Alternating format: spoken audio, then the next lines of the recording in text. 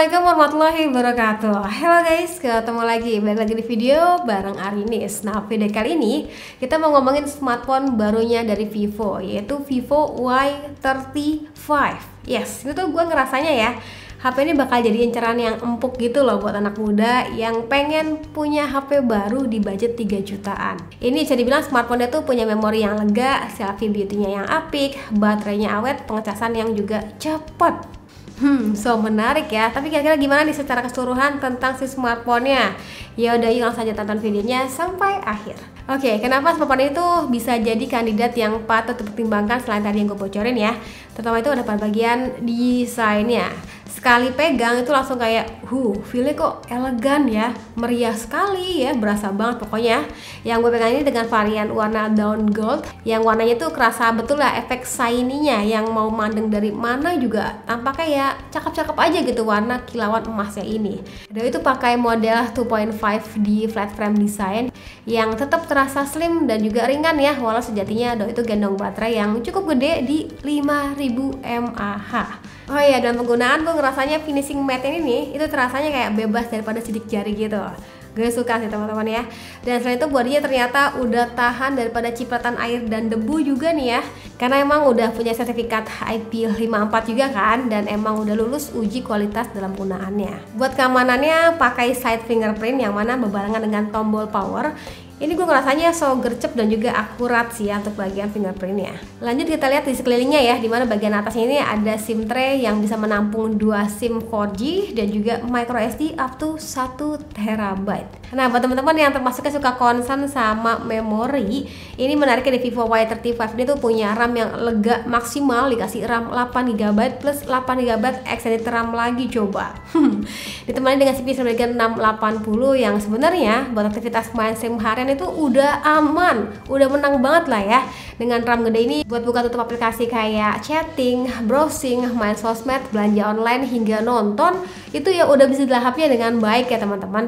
Dan ngomongin soal nonton, audionya ini itu bisa kita up, kita bisa adjust hingga 200% gitu. Wow, suaranya terdengarnya lantang memang, tapi gue ngerasa suaranya itu kayak gimana ya, kurang bulat lah. Nah, buat aktivitas harian yang tadi gue bilang, Vivo Y35 ini tuh termasuknya yang bisa support hingga malam harinya ya teman-teman. Yang baterai kan dibilangnya juga cukup gede nih, 5000 mAh. Dan sekarang tuh Vivo baik banget ya, ngasih pengecasan yang cepet, dikasih 44 watt flash charge. Dimana menariknya tuh pada saat gue ngecas setengah jam nih ya, tinggal beberes segala macem, itu baterainya udah terisi sekitar 50%an gitu. Jadi kayak nggak nunggu lama lah, mantap. Terus soal kamera yang dibawanya ya, Vivo Y35 ini tuh punya 3 kamera, dimana ada 50 megapiksel night kamera, ada 2 megapiksel sebagai bokeh kamera, dan 2 megapiksel lagi sebagai makro kamera. Sedangkan buat kamera depannya tuh dikasih 16 megapiksel front kamera. Jujur aja ya, kalau ngelihat secara konfigurasi itu kayaknya kurang maksimal ya, belum ada lensa ultrawide teman-teman. Tambah lagi lensa lainnya tuh terbilangnya ya kayak hanya hadir aja gitu ya. Tapi pas gue tengok di dalam mode kameranya ternyata cukup beragam teman-teman untuk mode kameranya nih. Dari mulai adanya super night mode dengan beberapa efek filternya, begitu juga mode portrait yang ngasih berbagai efek filter hingga tingkat bokeh yang bisa kita atur. Nice. Fitur bokeh flare portraitnya juga oke tuh ya buat hasilin foto bokeh yang lebih creamy gitu ya. Terus mode foto lainnya yang juga menarik dicoba itu adanya double exposure, dimana kayak buat gabungin 2 foto kayak jadi 1 layer gitu loh teman-teman. Ini unik ya, cocok lah buat kalian yang suka berkreasi. Terus buat teman-teman yang suka foto dengan saturasi warna yang berani, cerah, pokoknya siap gitu ya pas mau di-upload sosial media, hasil foto Y35 ini tuh udah termasuknya yang baik ya teman-teman.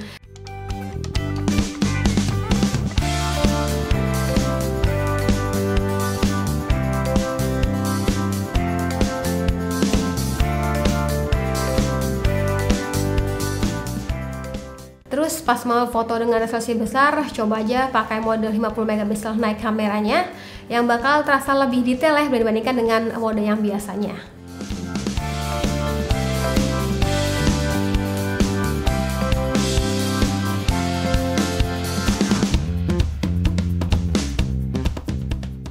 mode AI face beauty-nya juga termasuknya yang nyenangin ya. Foto selfie itu jatuhnya lebih beauty ya, but terasa tetap natural. Sebenarnya tersedia juga mode style, filter, hingga pengaturan beauty secara manual. Ini mangga aja gitu, langsung aja disesuaikan dengan selera kalian. Asal jangan berlebihan ya teman-teman.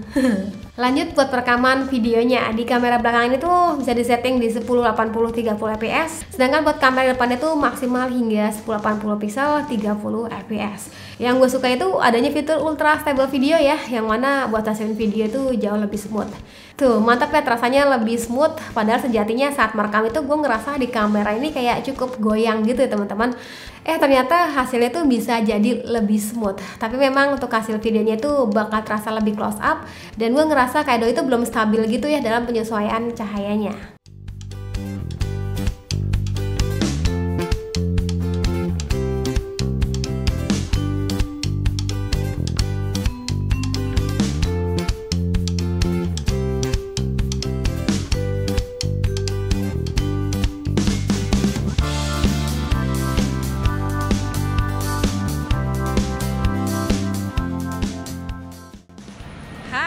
Dan ini dia contoh untuk perekaman kamera depannya Vivo Y35.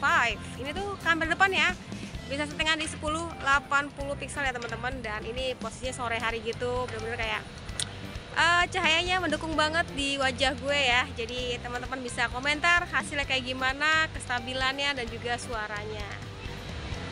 Oke, ini jalan pelan banget sih, dan untuk bagian cangkupannya bakal segini. Nah gimana, Vivo Y35 ini udah kalian banget apa belum? Paling sedikit catatan aja nih buat teman-teman yang mau meminang Vivo Y35 ini. Untuk bagian layar ya, layar ini buat beberapa orang mungkin kayak kurang kekinian gitu, karena masih menggunakan poni tengah ala-ala tetesan air gitu ya teman-teman. Tapi terlepas dari itu, gue suka ya untuk kebutuhan scrolling sosial media, browsing, belanja online ya di Vivo Y35 ini termasuknya yang smooth asli. Kayak lebih ngacir gitu ya, karena makan dikasih refresh rate di 90Hz juga kan. Dan oh ya buat teman-teman yang nyari NFC, sayangnya pada smartphone ini tuh belum dilengkapi dengan NFC ya teman-teman. Kalau ada NFC kayaknya bakal jadi smartphone yang terkomplit nih. Ya udah segitu aja tentang Vivo Y35, smartphone 3 jutaan lebih sedikit yang tadi gue bilang. Ini yang menarik buat di kelasnya ya teman-teman. Bila dari catatan yang tadi sebelumnya gue ceritain kalian tuh nggak masalah dan ngerasain smartphone cocok, langsung aja cek linknya pada kolom deskripsi ya teman-teman. Ya udah, sekian dari gue, terima kasih buat kalian sudah nonton sampai video. Jangan lupa like videonya, jangan lupa juga subscribe juga channelnya, dan sampai ketemu lagi di video selanjutnya. Sekian dari gue lagi, dan saatnya bilang see you, bye bye.